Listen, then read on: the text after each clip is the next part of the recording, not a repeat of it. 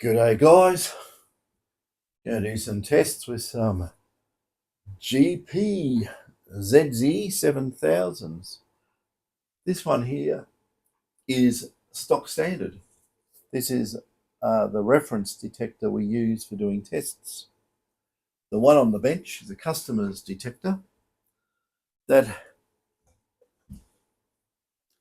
has been fully modified, but I think it came up with a coil not connected, and it's basically a separation of the two boards with the internal connector.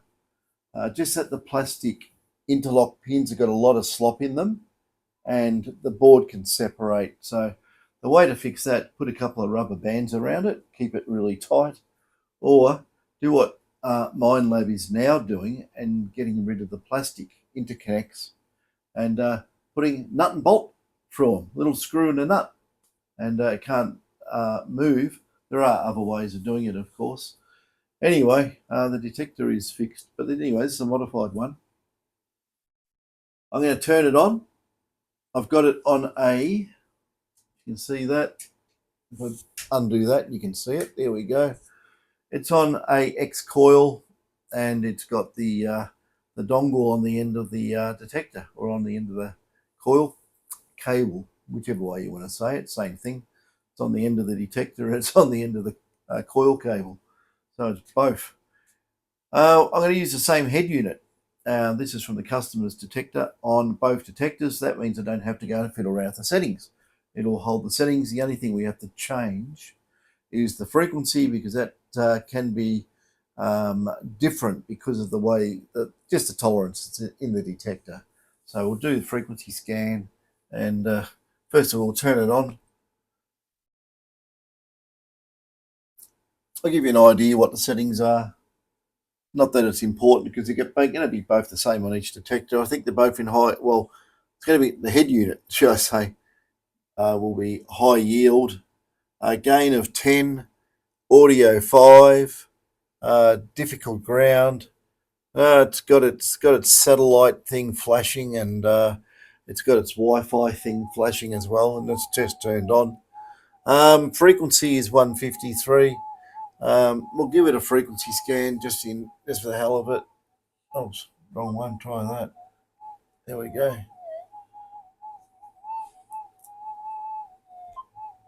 So just let it do its frequency scan there. Hopefully it gets it done quick. It's a lot slower than the 6000, to tell you that. So nearly halfway through its frequency scan, just to make things fair between each unit. And what we'll use for our testing, we'll just use my calibrated 0.1 and 0.05, this one. So we'll use a 0.05. Okay. Let's see. Oh, better turn that around a bit. You won't be able to see what's going on.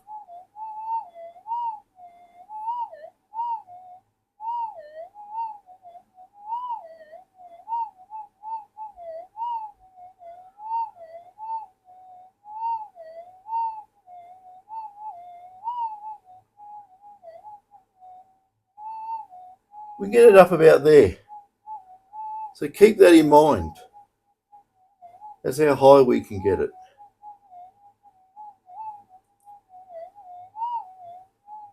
About there. So hopefully you could hear the I suppose you could hear it. Microphone is here. Speaker is there. Should be right. Anyway, what we'll do, I'll turn him off. And what I'll do, I'll just hook up the other box where this is. So I'll do the dongle.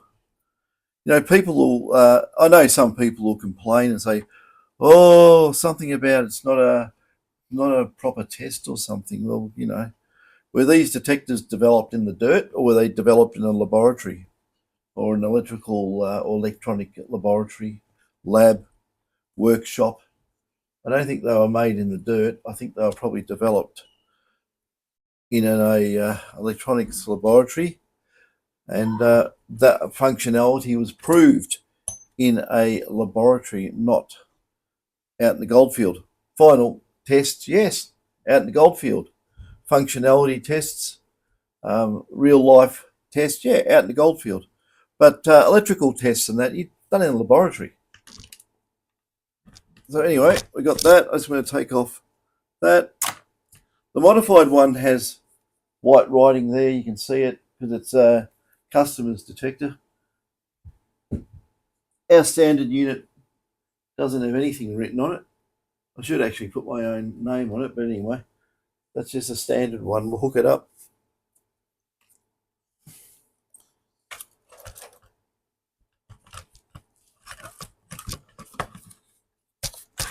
That's all quite awkward to do like this, but we'll do it. Where's the top of that? Probably around the other way, is it? I don't like these little ones, they're springy. Okay.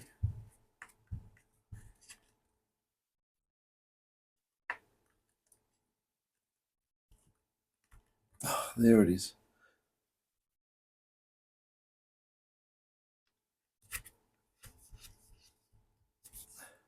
Okay, get the dongle hooked up. There's this little arrow, should be in there. And hopefully, if I get that lined up, I'll get that on.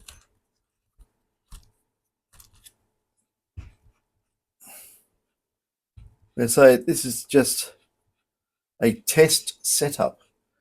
We can compare apples with apples. Okay, we want some audio in there. Get in there. And I want to stand that back up there. Somewhere about there. Nothing's shorting, nothing's touching. Good. And we'll set it up. We'll let it turn on and do its bizzo. So this is a stock standard detector. Nothing's done to it.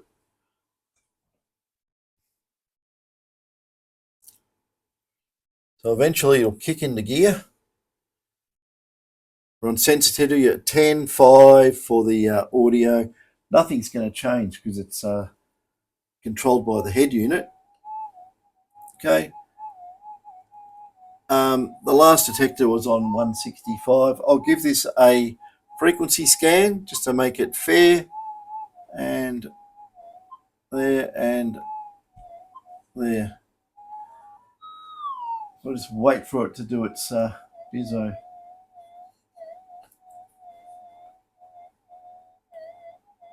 This coil's connected up in antiphase just so I can utilize it inside here. It's very much like a DD in cancel mode. It's very, very similar to that mode of operation. All I do is invert the phase of one of the receive coils, and it is basically a cancel coil. It will still work out in the goldfield. It'll be very, very quiet if you did that to your coil. I was going to say you put a switch on it and flick the phase. Don't do that. Don't put big hunks of metal on your coil. It has been done before, but not with these sort of detectors. Okay, where do we end up? 174. So, okay. I don't know if you can notice, but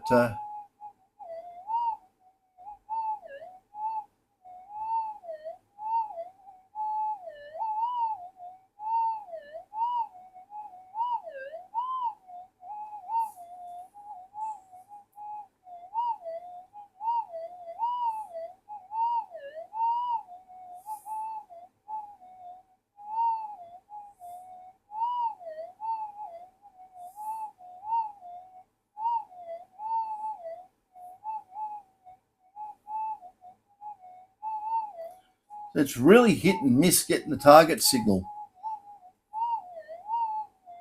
I'm right on the... I better do this so you can see properly. I'm right on the pad.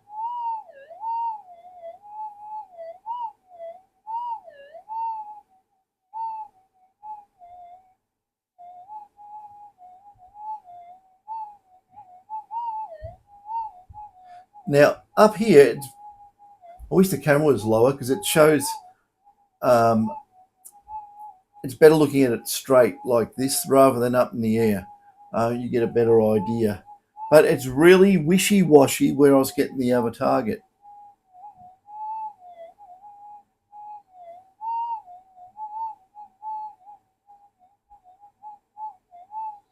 It's there somewhere, but I do have to come down a long way to get a consistent signal.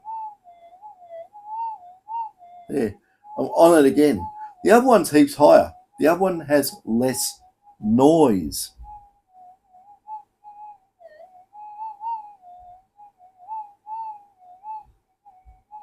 See up here, it's just in the noise. The other one was giving a clear signal. So that's a standard detector.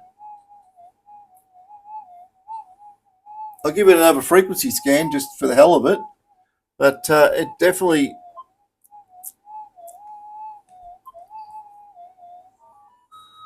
there it goes. We'll let it do another frequency scan. We'll give it 2 goes.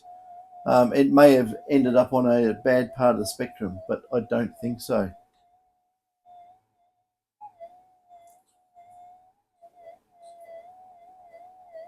You can tell a lot more about a detector or 2 detectors in comparison if you have it in a laboratory situation using specifically made or specifically phased coils to do your tests. We've got it sitting on a bed of, I don't know if you can see that, it's sitting on a bed of Denali dirt and Great Western ironstone. So it's just noisy. It's more noisy. I can hear it already. It's done its frequency scan. So let's go over it and let's have a look.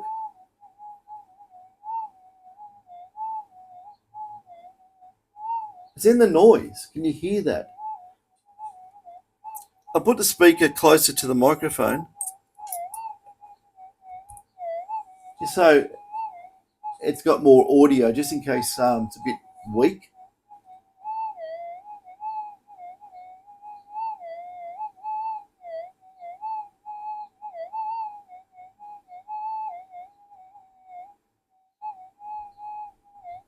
The signal's in the noise at that level.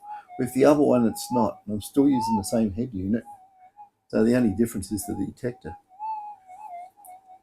So with that, how about I hook up the other one again and you can have a listen. Because I've got the speaker a little bit closer now. If you just have a listen to the background noise.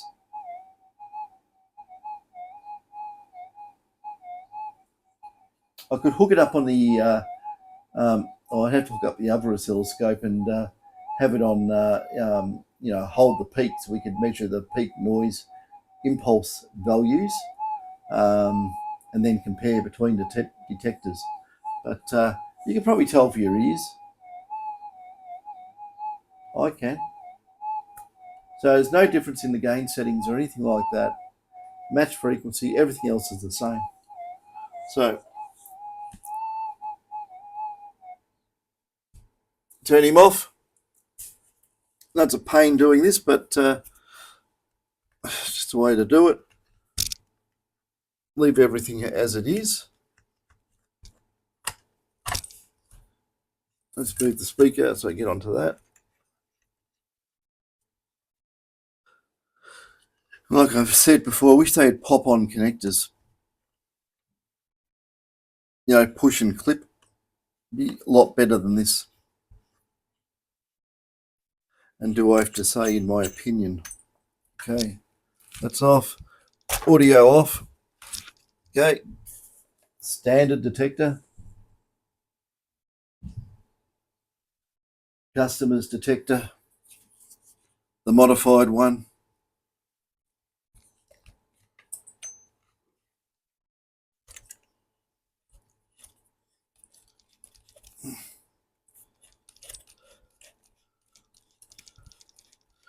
Standard dongle from a connector. Core connector plug. Converted into a dongle. Okay, I'm doing everything up nice and tight just to make sure there's no discrepancies. It really is a pain in the proverbial doing this little connector like this. No, let's just bump that. I'll turn. It's not going to turn off anyway. Yeah, I just bumped the hot air gun so it's fired up. Okay, we'll put that back up there, move that back there. That was there. I'll put the speaker back there. Some screws to the detector, plug in our audio. Okay, power on.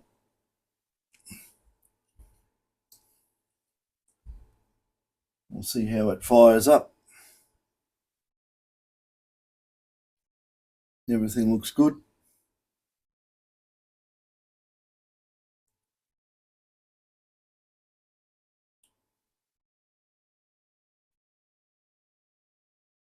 And we should get some audio.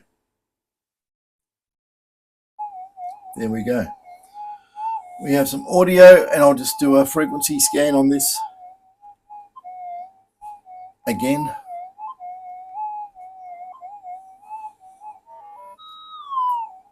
We'll see where it ends up.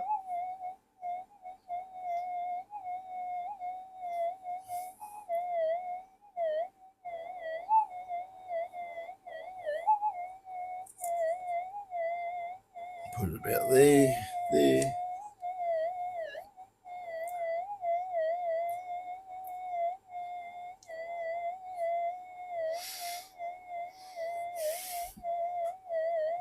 Two more segments and she's done.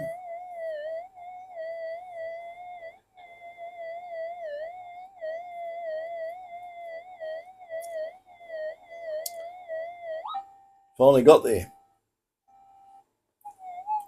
134 this time. Okay.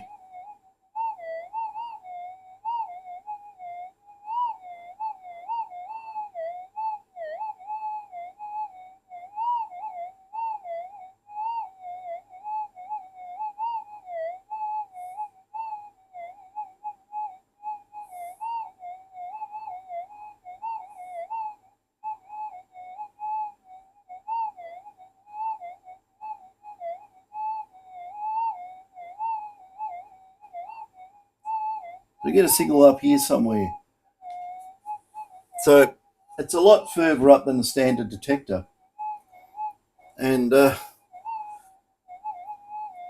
it's still a little bit chirpy. And that's just the EMI in the room. I could probably grab this coil and move it a bit. And it'll probably be less chirpy. We'll see.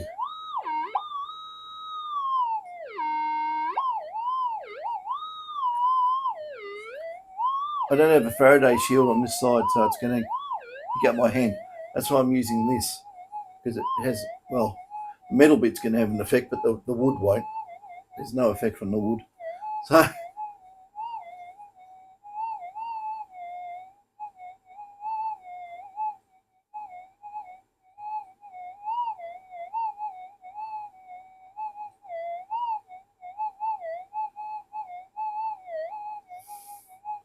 that's heaps higher.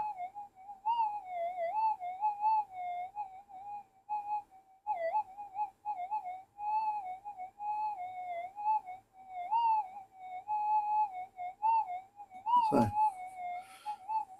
that's the story with standard detector against a modified one.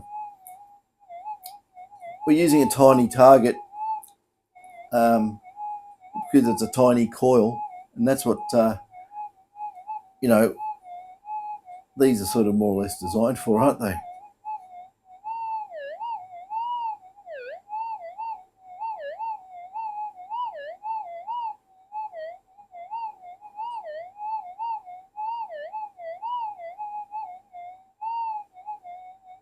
It's like a lot higher than the other one. On a 0.1,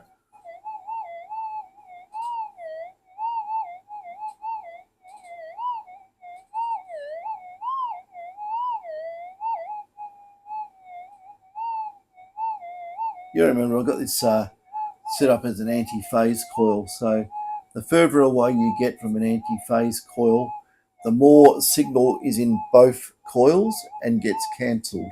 You've got to remember that. It's pretty useless trying to use a big target. If I use some old silver coin and I go across the coil, it's just a massive piece of metal. It's probably going to go off, but it'll have diminished signal in the middle of the coil. Like, yeah, it should pick that up if it was a normal operating coil. It's not. Look at that. Look how close I can get. I mean, it's that big. If I do it from the outside and only get one coil excited, then it'll pick it up.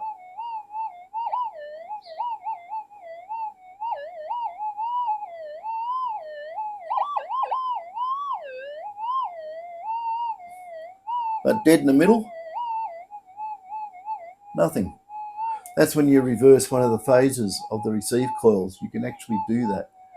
And you could utilize the coil then as basically a double cancel coil, because you've got two receive coils. You can probably cut out a lot of interference. Actually, probably about 90% of all interference, and work very close to the ground to get very, very tiny targets at very high gain. That's how I would do it if I was using a reversed coil. No one makes one. I've had to make it myself. But you could, if you wanted to, change one of your... tell you what, if you've got an old 19-inch coil, this is only for the brave, and a lot of people don't use them because they're just back breakers or arm wreckers. You could get a 19-inch coil, and if you wanted to get into the middle of it, just reverse one of the receive coils, and you now have a double cancel coil. So you can work under, right under power lines, under high tension, and pick up small gold. Just remember, with a cancel coil, the way it works, you will lose depth on bigger targets, but basically you want to keep the target signal, return signal, getting into both coils. That's why you got one here and one here, and you're really close to one and then the other. It'll give a really good response. But when you get further down here, it's hitting this coil and that coil. The bigger the target, the further down starts equalizing. You're getting both. So it's only made for small gold, like that. It's completely deaf in the middle. There we go. Near enough anyway. Deaf as a post. But on the outside, that's where you get your signal. And I'll just drop this off for a sec. I'll show you something, just so you know. Make sure that wasn't on. The sensitive part on these, it's not in the middle of the winding here. It's here. It's where the receive winding crosses over the transmit winding, and it's that little space here, little space in the middle. Give you an idea, use a 0.05.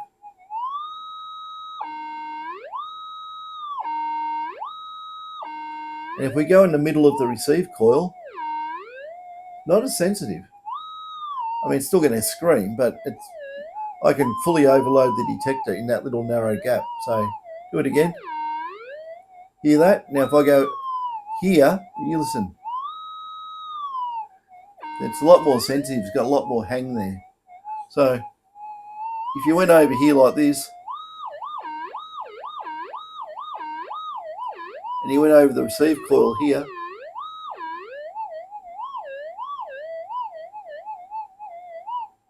now I'm right over the outer receive winding. It's hardly anything. We'll go back in between the transmit winding and the receive.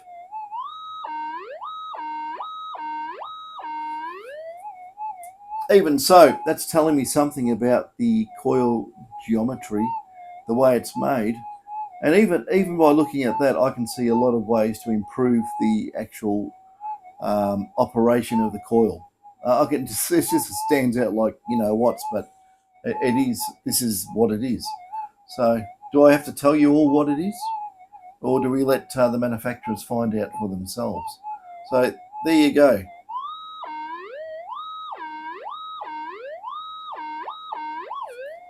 Just like a double D, but very sensitive to small gold, tiny gold. That's where the sensitivity comes from. It comes from that transmit signal in the transmit coil, very powerful into this, fully energize it pretty easily.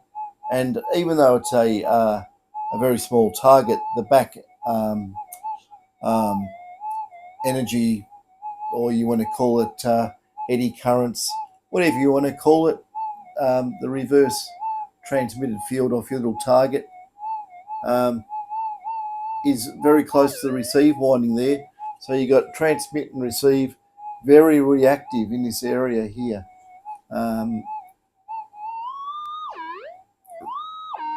Super reactive. And over here, next to the transmit coil there, and the receive here, not so.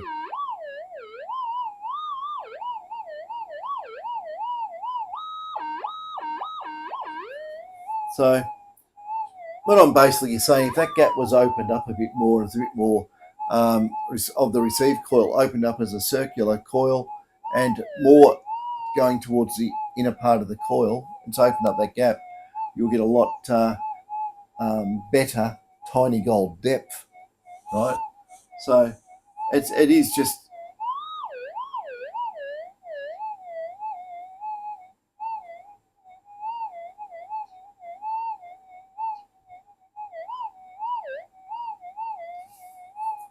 so yeah, that is how these coils work. Don't forget too, the receive windings have to have their own damping resistors on them, and you can just fit them inside the coil. And if you're going to run this stuff, make sure you encase it in either a carbon or iron long tubular structure, or you can stick it in a ferrite one as well. You know, up to you what you do. I put them in iron just because it's the ground's basically iron, so you're not you don't have two different you know, points to try and ground balance. It's trying to do two at once. You're better off just doing one. You think the ferrites are inert? No, they're not. They're reactive as well, especially when you put them near the ground. So, yeah, that's what we have found out, and that's what we do. Use this as a tester. Saves going out in the ground and on a cold, wet day like today. Otherwise, we get nothing done. So, you know, if I get a 0.1, stick it in that gap there. You can tell how loud it is. And because that's bigger, it should give a bit more on the outer part here. We'll just try it. No. Hear that? It just doesn't have that intensity. The die-off is far too quick. So I'll do it again. This goes duh, and that's it. Now go on the middle bit. Hangs there for a hell of a lot more energy getting pumped into the little tiny target, and a lot more signal from the decay of that energy from that target into the receive coil. Anyway, I hope that has shed some light on what modifications to these detectors do in the way they reduce noise. Basically, they reduce mixing noise and give a better signal to noise ratio. It is that simple. So if you want to actually compare where I was getting it on the other detector to where I was getting it, and if you actually measured it as a percentage, right, and you could say it, just anyone could look at it and say, oh, it's 30% or 40% more. Yeah, it is. But it's not the same on big gold. See, people think you get a close field increase like that. Yeah, it's definitely beneficial for small gold.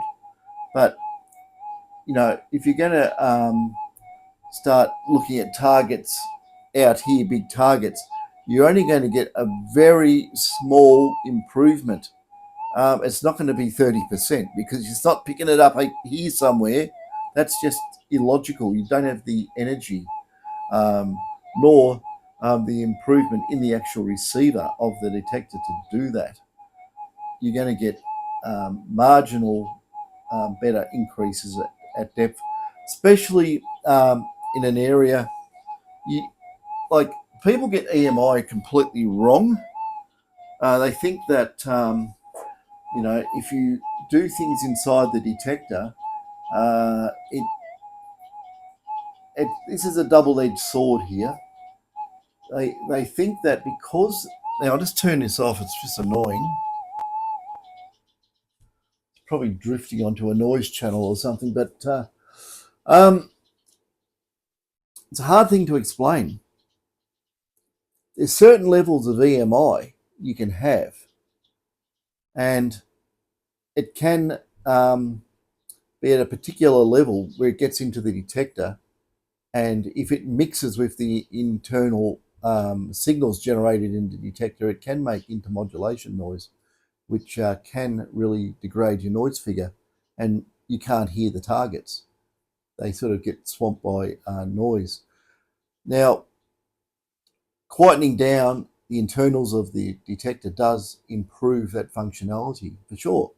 But if you're belting the poor detector with, an order of magnitude greater noise and, just sort of something just tapping away, and it's extreme, like you're aiming at power lines or something, or any noisy environment, how are you going to overcome that amount of noise? You can't. It's like a nuclear bomb going off. You can't do much about it. But smaller noise mixing figures, if you got a lot of noise coming in through the coil, it's very, very hard to do anything with it. It's already in there, and even though it's come in and it wants to, get mixed up with self-generated signals in the detector, it's a greater amount of energy, and there's not much you can do. It really swamps the detector. We're talking about out in the goldfields where you've just got really light or choppy background noise. It definitely will improve. You can't just swamp it and expect this benefit. It's like whispering in a noisy room. If you're trying to hear a whisper and everyone in the room's talking, it's very difficult. But if you can start taking people out of the room one by one and get that noise, the people in the room are noise getting into the coil. That's how you look at them, sort of an analogy. And the more of them you get rid of, the better you'll be able to hear the whisper. But the thing is, too, you've got to be able to hear the whisper. You've got to have the electronics not belting over the top of that whisper as well that's coming in.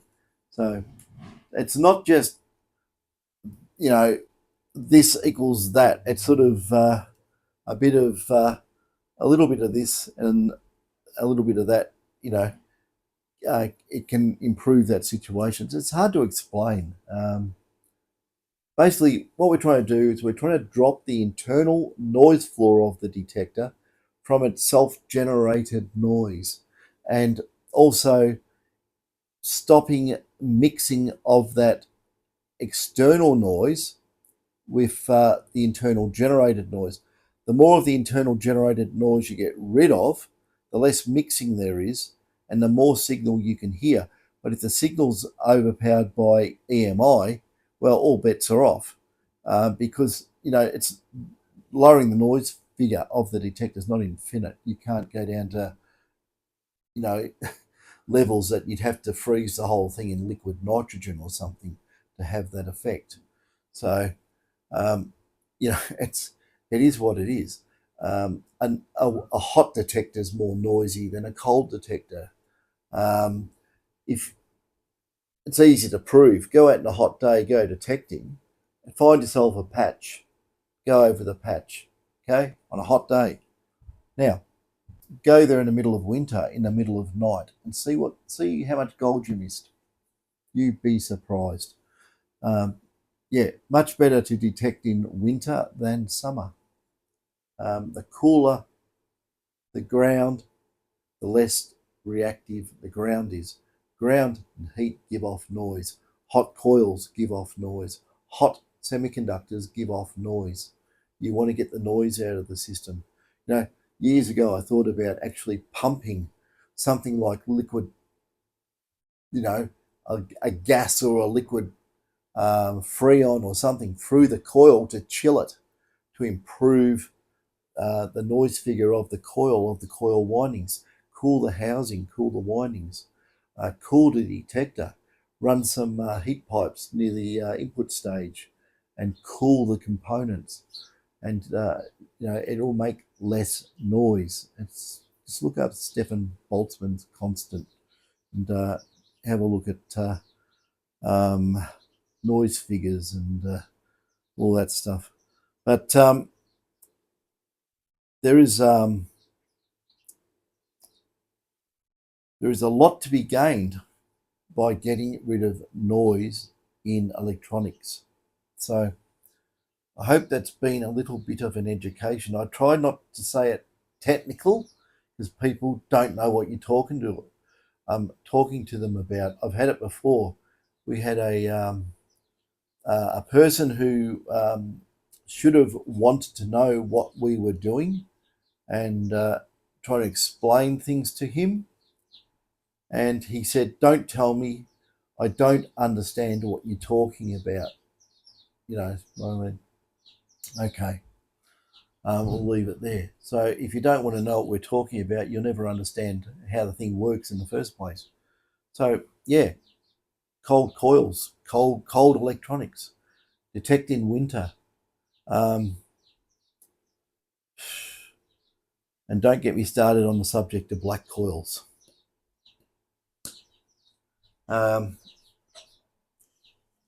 Best coil, a white coil, something that reflects sunlight to a degree. Don't want to reflect it in your eyes and that, but something that reflects sunlight and thus reflects or doesn't allow too much heat to get into the coil and heat it up and make it more noisy.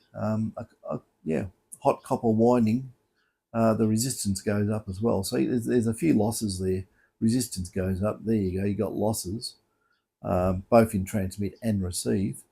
And you just stir up the electrons in the copper and makes noise. So white coils, guys, spray your coils white. But I have to admit, years and years ago, I made black coils. I never made them ever again. That was a real lesson, that one. Yeah. So yeah, cold coils, white coils. If you really want to go completely bonkers, if you can get some, I don't recommend doing this, but if you can get some inert metallized stick-on plastic film, you'd have to have, it has to be a polymer type. It can't be like silver paper in it. The detector won't work. But if it's complete, like basically get it and put it near your coil, and if it sounds off, don't use it. But if you actually on top of the coil used a very shiny, even a shiny paint, don't use nickel paint. The detector won't work. It'll kill it. But if you use some plasticky polymer type paint and it was actually like a shiny light colored metallic, you could paint your coils with it. You'd test it first and put them out, basically do some bits of plastic, spray them up with different stuff, put them out in the sun, and go and measure the temperature on each one. And whatever's the coolest, use on your coil. right? Also measure your coil, because you might be doing it for no reason. If you got a white coil, it might be just as cool. So yeah, black objects absorb heat. Heat is your enemy. Okay, so that's what it is. Maybe you should paint your control boxes gloss white. Right? I'm not joking. Yeah, you don't want the things getting hot. Internal heat radiating from your box internally will make parts get hot, and it'll degrade your noise figure. You don't. I tell you, try it. Give you an idea. Go detecting, right? Out when it's hot, and put your control box and your coil in a cool box or an ice box or an esky, right, for half an hour, and go detecting, right, and take notice of the overall noise. And as it warms up, you'll find out it'll get noisier. So that's what happens. If the ground's hot too, the ground's emitting noise, so it might swamp the whole system. So that's why I say you always go out, when it's winter and the ground's cold. You'll have a better chance of finding those deeper nuggets, or the smaller ones that are out of reach. Anyway, I've probably given way too much information as usual. Hope you can utilise it. The only thing is, you'll see what you'll see now. I've said it before. Remember last time I said if you do this and you do this with the windings and the structure of the coil, it'll be a better coil. And I said, I guarantee you in 2 months' time, there's all these new coils out. Well, if you go back and find that video, you'll see the elite coils come out, and you'll see the Nugget Finder Series 2 come out. And it's absolutely typical for the industry. Anything that you mention that can give anyone a heads up in any way, shape, or form will be taken advantage of. So yeah, the rage at the moment should not be these dark coloured coils. They should be very reflective white coils. So in 2 months' time, when we're moving into summer here, or early days of spring, or late days of spring actually, what you'll see is you'll see white coils pop up everywhere, because I said so. Okay, you think I'm joking? No, I'm not. So mark this day. Well, what are we? We're in I don't know, August or something, or is it 13 or something? I don't know, 14 or 13 or 14. I can't see the computer over there. I can't see it written on this thing because it's just yeah, showing my mug on there. Um, but yeah, guys, you know, if you really want to try an experiment, okay, get a white plastic bag, get a couple of them on a hot day, right? Before you go out and detect, tie the white plastic bag around your coil, and do it tight so it's not flopping on the bottom and all over the place. You know, the thick white plastic, it's very shiny and very reflective. Put that around your coil and go detecting with something like that. If you've got a dark, a non, we'll call it a non-white coil, and put a white plastic bag on it. You can even put it on top just so it reflects the light away. And you can actually make two layers too, because the air layer between the two white bits will be cooler, and then the next white bit will be cooler again. So you could do that as an experiment, and then go back to your dark coloured coil and just have a listen to the difference once it starts warming up. You probably may detect there is a difference, and if you can't detect it and it's actually happening, well, then it's going to cover up signals from some of the lesser strong signals from any target, be it big or small. You're just not going to hear it. So yeah, try it with your control box too. Wrap it up with a white plastic bag, put a lacquer band or a rubber band around it, just hold it in place, and try it. You've got nothing to lose. Just look at it as a scientific experiment. So yeah, but there are other ways of doing it too. You know, if you have some sort of, you can make a little miniature backpack refrigeration unit with tube. You could probably blow cold air in and out of your detector or something, or have it go through for a whole heap of loops and go in and come out and go around like a refrigerator. Cool your hole inside of your detector. It will work better. If you can do it with the coil as well, it'll work better. But the thing is, what are you going to use? You probably have to use a gas. If you use anything like a liquid, it's probably going to react and yeah, cause issues with capacitance and just even moving liquids can, especially moving water, generates electric charge. Yeah, believe it or not, it does. It can be measured, but you've got to separate the water into like water, air bubble, and it actually generates a charge as it moves. So you don't want that near your detector. It's probably sensitive enough to pick up the charge and do something. But like I say, I haven't done that. I just know it's through physics. It does that. So you probably just use a gas, and you know, I don't know. Would the gas pick up the charge? I don't know. I haven't done it, so I don't know. But if you guys want to experiment with stuff like that, go for it. You might stumble onto something which is really good. You know, if you could even just you know, cool the skid plate. I don't know how you do that. You cool your skid plate and just keep the sun from going on the top of your detector coil. You'd be far better off than not. So, like I say, it's all this food for thought, how to do things and get an edge. You know, it's getting to the point now where the slightest edge will get you gold. Um, you know, you want something that's different than everyone else. The little bit better means a little bit more gold, and sometimes a little bit of more better, as in a bit more signal than what you would normally get, could be something substantial. You just don't know. So there we go. I digressed from. Well, I didn't really. I said I was going to say about the 7,000, but it is. It's a noise thing. It's a keep things. You keep the noise down, right? It's important. If you want to do it the dangerous way, the cheap way, get some steel wool and throw it in plastic bags and stuff it in your detector.